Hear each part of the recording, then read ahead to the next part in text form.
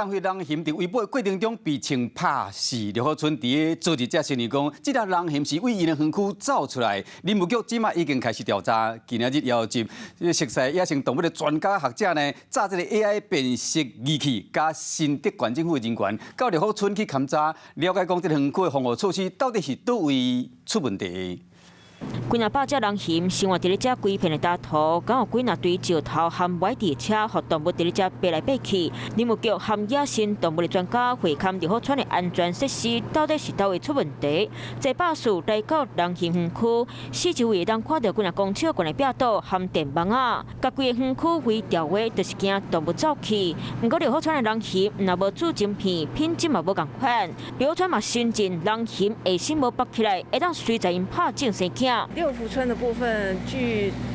他给新竹县政府的资料是，他们园区内的狒狒并没有全部都做结扎，他们是用放养式的方式，所以你要每一只要怎么抓。 植入晶片，这也是一个很大的一个要考量的地方。听刘浩川讲，2022上新的数据，园区内底人熊有150多只，也毋过有内底员工野料讲已经坐满250只。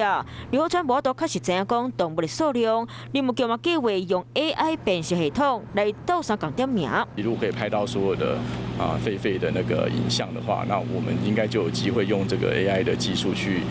做计算。那第二件事情就是要一群人，我们要去标注狒狒的位置是在哪里，然后我们就是把这个资料给电脑去学习。数量算袂好，刘浩川佮讲，人熊遮尔侪只，是因为20多年前，已经休困的宝宝猫高园内底的人熊抱来饲，也毋过当时的园长华元旺，互刘浩川的人熊敢有几只尔？总共加起来也大概不超过10只啊，那个真的是不容易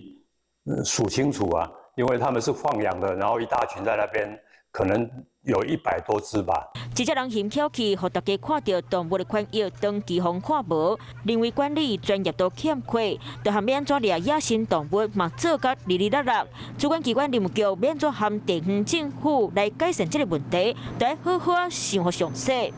Hello， 我是林仙怡。想要掌握最及时的新闻资讯吗？赶快订阅、按赞、开启小铃铛，锁定华视新闻 YouTube 频道，也不要忘记收看华视新闻杂志哦。